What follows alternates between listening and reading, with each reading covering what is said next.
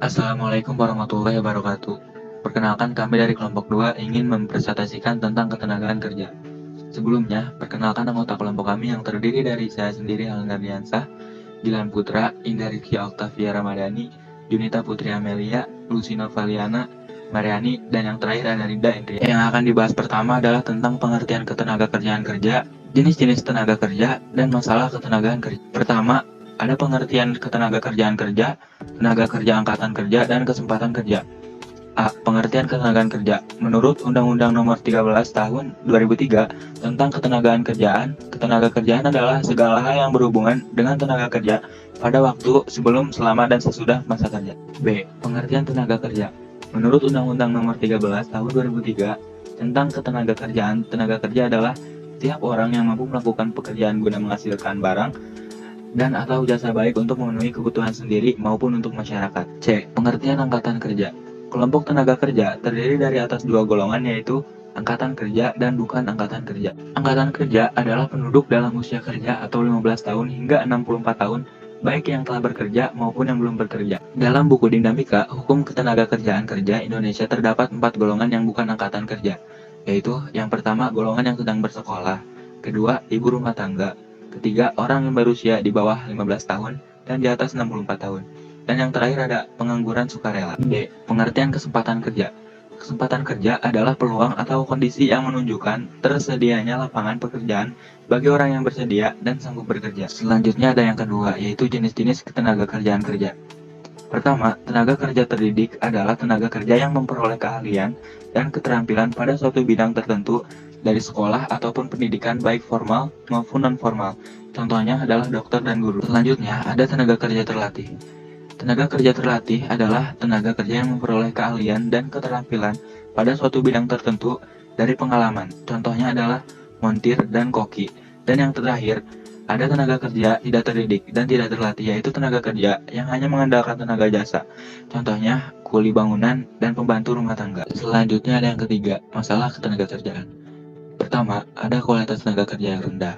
Kedua, jumlah angkatan kerja tidak sebanding dengan kesempatan kerja. Tiga, tenaga kerja yang tidak tersebar secara merata. Dan yang terakhir ada pengangguran. B. Upaya meningkatkan kualitas tenaga kerja. Tenaga kerja yang bermacam-macam jenisnya tersebut tidak semua memiliki kualitas yang baik. Rendahnya kualitas tenaga kerja tersebut perlu diperbaiki dengan melakukan upaya untuk meningkatkan kualitas tenaga kerja. Pertama, menyiapkan tenaga-tenaga ahli di masyarakat dengan menyediakan pendidikan formal. Pemerintahan sebagai penyelenggara negara terhadap kualitas sumber daya manusia yang ada di negaranya memiliki kualitas yang baik. A. Menyelenggarakan program wajib belajar 9 tahun.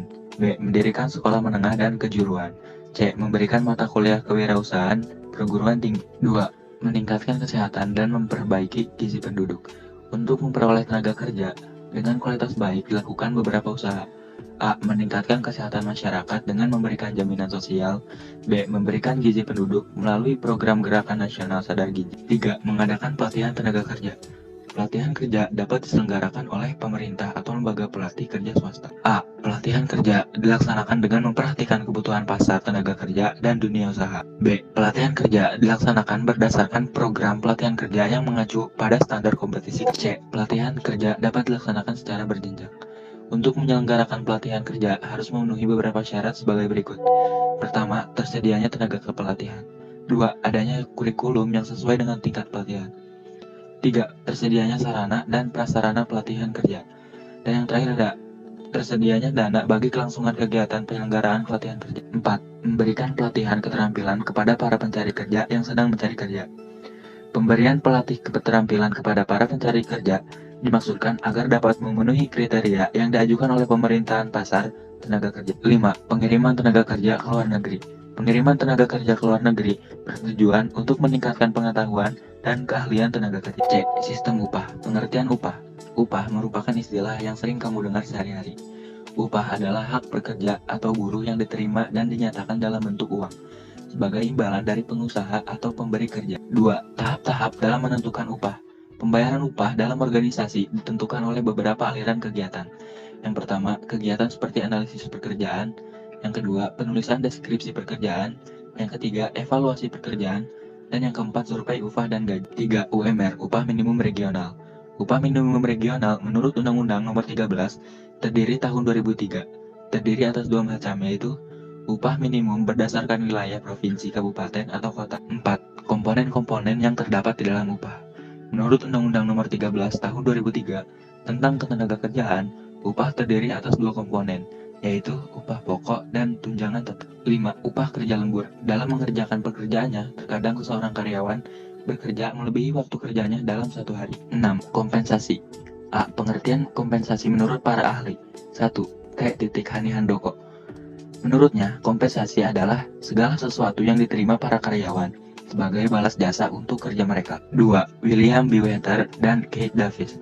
Menurutnya, kompensasi adalah apa yang seorang pekerja terima sebagai balasan pekerjaan yang telah diberikannya. B. Macam-macam kompensasi. Yang pertama ada kompensasi langsung, dan yang kedua ada kompensasi tidak langsung. 7. Tujuan administrasi kompensasi. Administrasi kompensasi memiliki 6 tujuan, yaitu yang pertama, memperoleh personalia yang qualified. 2. Mempertahankan para karyawan yang telah ada. 3. Menjamin keadilan. 4. Menghargai perilaku yang diinginkan. 5. Mengendalikan biaya-biaya. 6. Memenuhi peraturan-peraturan legal. 8. Tantangan-tantangan yang memengaruhi kebijakan kompensasi. A. Penawaran dan pemintaan tenaga kerja. B. Sertifikat pekerja. C. Produktivitas. D. Kesediaan untuk membayar. E. Kemampuan untuk membayar. F. Berbagai kebijakan pengupahan dan pengajian. G. Kendala-kendala pemerintah. D. Pengangguran. 1. Pengertian pengangguran dan tingkat pengangguran. Pengangguran adalah orang atau angkatan kerja yang belum bekerja atau sudah bekerja tapi belum penuh. Pengangguran terjadi karena peningkatan jumlah angkatan kerja tidak diikuti dengan peningkatan jumlah lapangan kerja yang tersedia. 2. Jenis-jenis pengangguran. A. Pengangguran terselubung. B. Pengangguran terbuka. C. Pengangguran friksional. D. Pengangguran struktural. 3. Dampak pengangguran dan cara mengatasinya. A. Dampak pengangguran. A. Timbulnya tindak kriminal. B. Banyaknya bermunculan tunawisma. C. Banyaknya bermunculan usaha-usaha informal yang menyebabkan terganggunya lalu lintas. D. Menimbulkan kerawanan ke sosial dan menjadi beban. B. Cara mengatasi dampak-dampak pengangguran. A. Kebijakan kontrol populasi. B. Kebijakan mengurangi migrasi dari desa ke kota. C. Penggunaan teknologi yang tepat. D. Mengurangi penyimpangan harga faktor produksi. Sekian dari kelompok kami. Mohon maaf bila ada kata atau pengucapan yang salah. Wassalamualaikum warahmatullahi wabarakatuh.